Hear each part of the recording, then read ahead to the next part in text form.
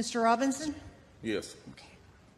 I didn't have time to You have to prepare. give us your name. Oh, I'm sorry. My name is Mark Robinson. I live at 4015 Sassafras Court. That's right here in Greensboro. I've lived in Greensboro all my life. I didn't have time to write a fancy speech. I didn't have time to, I didn't have the resource of an English teacher to sit down and write a speech with at school today and be, brought over here or practice or anything. What I really came down here for is this. I've heard a whole lot of people in here talking tonight about this group and that group and domestic violence and blacks, these minorities and that minority. What I want to know is, when are you all going to start standing up for the majority? And here's who the majority is. I'm the majority. I'm a law-abiding citizen who's never shot anybody, never committed a serious crime, never committed a felony. I've never done anything like that. But it seems like every time we have one of these shootings, nobody wants to put the blame where it goes, which is at the shooter's feet. You want to put it at my feet. You want to turn around and restrict my right, constitutional right that's spelled out in black and white. You want to restrict my right to buy a firearm and protect myself from some of the very people you're talking about in here tonight. It's ridiculous. I don't think Rod Serling could come up with a better script.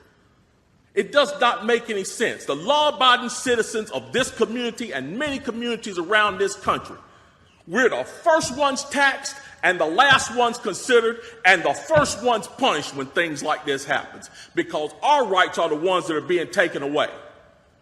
That's the reason why I came down here today. Gun show or no gun show, NRA or no NRA.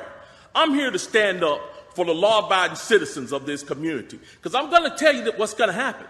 You can take the guns away from us all you want to. You all write a law, I follow the law, I'll bring my guns down here, I'll turn them in.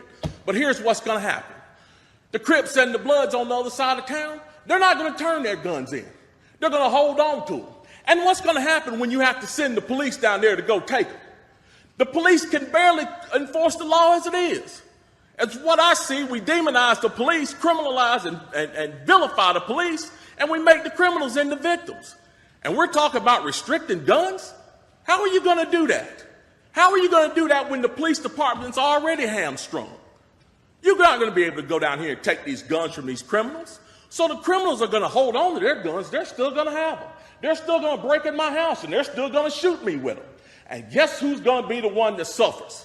It's going to be me. Well, I'm here to tell you tonight, it is not going to happen without a fight. And when I say fight, I don't mean shots fired. I don't mean fist thrown. I mean I'm going to come down here to this city council and raise hell just like these loonies from the left do until you listen to the majority of the people in this city. And I am the majority. The majority of the people in this city are law-abiding, and they follow the law, and they want their constitutional right to be able to bear arms. They want to be able to go to the gun show and buy a hunting rifle or a sport rifle. There are no military-grade weapons sold at the gun show. An AR-15 is not a military-grade weapon.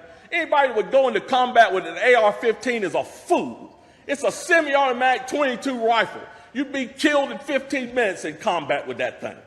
So we need to dispel all these myths, and we need to drop all this division that we got going on here. Because the bottom line is, when that Second Amendment was written, whether the framers liked it or not, they wrote it for everybody. And I am everybody. And the law-abiding citizens of this city are everybody. And we want our rights, and we want to keep our rights. And by God, we're going to keep them, come hell or high water.